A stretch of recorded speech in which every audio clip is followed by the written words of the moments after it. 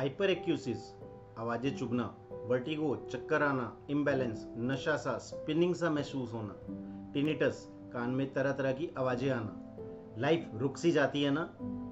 जी हाँ, पर आज से आप अपना कंट्रोल वापस ले सकते हैं। मीनियर्स डिजीज, ज़्यादा साउंड सेंसिटिविटी होना, अंदर आवाजें चुभना, ये कोई कान की बीमारी नहीं है। ये कान और ब्रेन का बैलेंस सिस्टम है जो कॉक्लिया के पास होता है। इसको क्या चाहिए? रीसेट।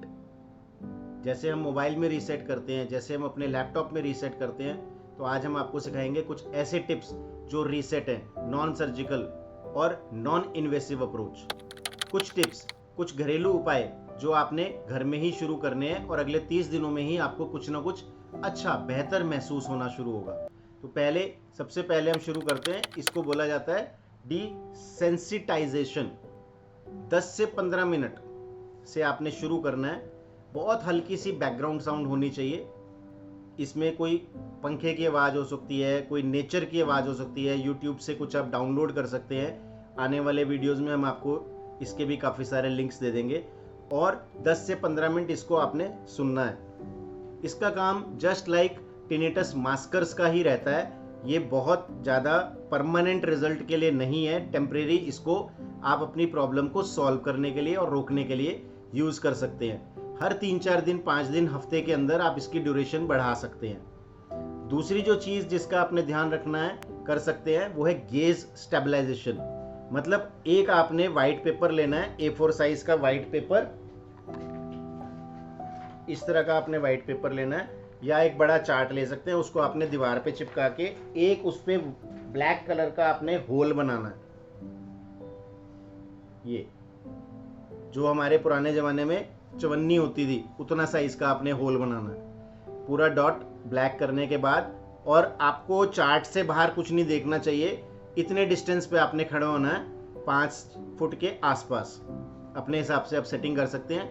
अब इसमें करना क्या, आपने डॉट को डेली देखना है, 30 सेकंड के लिए देखना है। और उस समय पहले तो आपके कंसंट्रेशन धीरे धीरे डॉट पे बननी शुरू हो जाएगी। 1-2 दिन में आपने हल्का सा इसको कैसे करना है कि जब भी आप उसको ऐसे डॉट को ऐसे गेज कर रहे हैं, ऐसे देख रहे हैं, तो आपने नो की पोजीशन में अपनी गर्दन को ऐसे ऊपर नीचे करना है।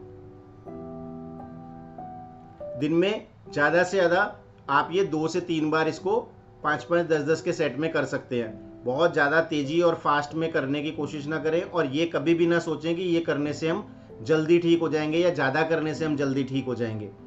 तो तीसरी चीज़ जो मैं आपको लेके आ रहा हूँ, जिनको इम्बैलेंस की प्रॉब्लम है, तो उन्होंने क्या करना है, किसी भी दीवार के पास ही करना है। स्पेशली ध्यान रखें, आधे से 1 फुट दीवार को आपने होल्ड करना है, दीवार का ध्यान रखना है।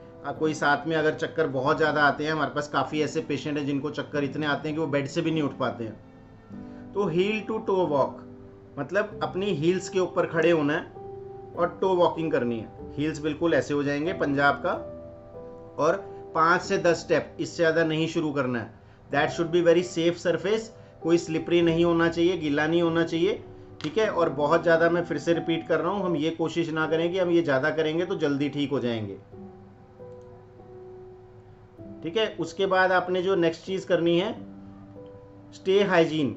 स्टे हाइजीन क्या चीज़ होती है कि नींद का अपना ध्यान रखना है। हमने स्लीप हाइजीन करना है। सबसे बड़ी चीज़ है स्लीप हाइजीन।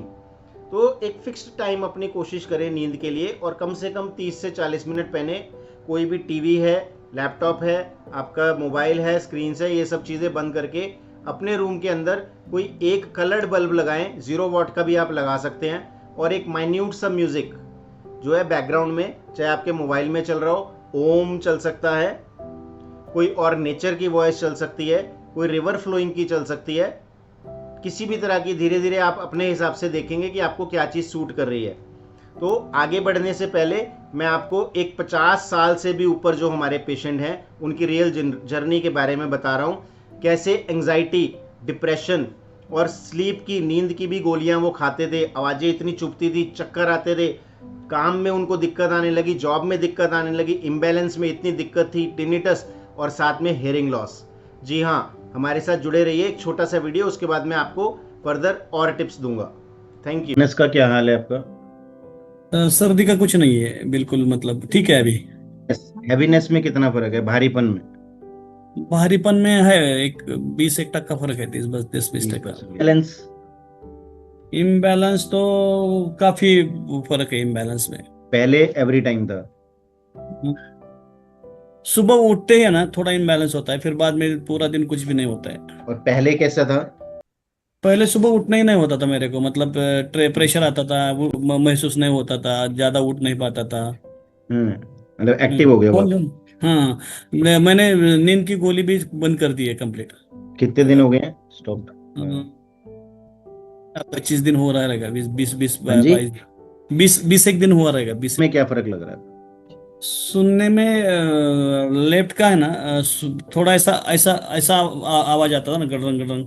अभी आवाज ठीक आ रहा है, मतलब कम है लेकिन ठीक। चुभती थी, आवाजें चुभती थी, उसमें क्या हाल है? आवाज चुभती थी, वो कम है, कम है। वो भी कम है, ठीक। जी हाँ, तो अब मैं आपको आगे बता रहा हूँ कि आपने इसमें क्या देखा कि 50 इयर्स प्लस, इतनी बड़ी उम्र में भी अगर हमारे मेडिसिन से रिजल्ट्स मिल सकते हैं, और साथ में स्ट्रक्चर्ड केयर, एक स्पेशल केयर के हिसाब से जो जनरल मेडिसिन के साथ पेशेंट के जो और प्रॉब्लम्स है उसके साथ कोऑर्डिनेट करते हुए हमने मेडिसिन का भी साथ में इनको प्रिस्क्राइब करी। इनका पूरा फियर साइकिल टूट गया, जॉब में जाने लगे, नींद बहुत अच्छी आने लगी, नींद की गोलियां छूट गई, टिनिटस में बेटर, और इस उम्र में हेयरिंग लॉस इंप्रूव हुआ है, जो ऑलमोस्ट इम्पॉसिबल है। ओवरनाइट कुछ नहीं होता, रातों रात ड्रामा नहीं होता, रातों रात कोई चीज़ें ठीक नहीं होती, कोई जादू छू मंतर नहीं होते। 1 महीने में, 2 महीने में, 3 महीने में ठीक कर देंगे, गारंटिया इलाज, शर्तिया इलाज, कुछ नहीं होता। बीमारी है, समझिए। और हम आज बहुत ज़्यादा खुश हैं इस चीज़ को आपको बताते हुए कि हमारी मेडिसिन वर्ल्ड वाइड जा रही हैं।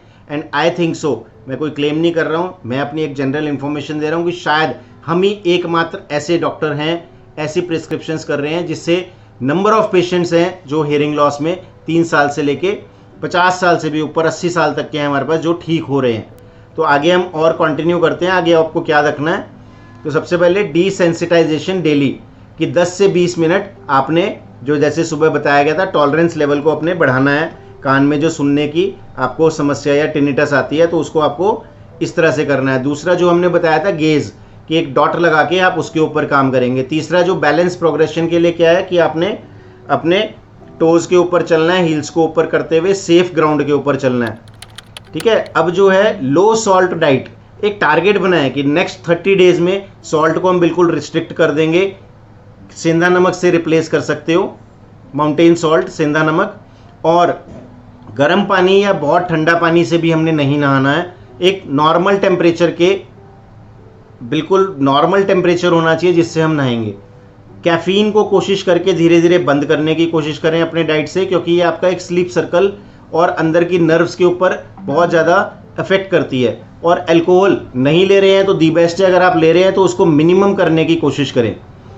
हर क्रॉनिक केस में न्यूरोप्लास्टी या न्यूरोसर्जरी या अलग अलग तरह के जो ऑपरेशन है, कॉक्लियर इम्प्लांट है, पॉसिबल नहीं है। आप अकेले नहीं हैं, बहुत सारे पेशेंट्स हैं जो ठीक हो रहे हैं। आज से कोशिश करें कि मैंने भी टिनिटस या मीनियर्स डिजीज, चक्कर आना, जो कान में आवाज़ें चुभती हैं, हाइपर एक्यूसिस, इससे बाहर निकलना है। हेयरिंग भी अपनी सही करनी है। और अगर आप कोई पर्सनलाइज्ड मुझसे बात करना चाहते हैं तो जूम कंसल्टेशन आप बुक कर सकते हैं। Thanks a lot, thank you very much, enjoy your day.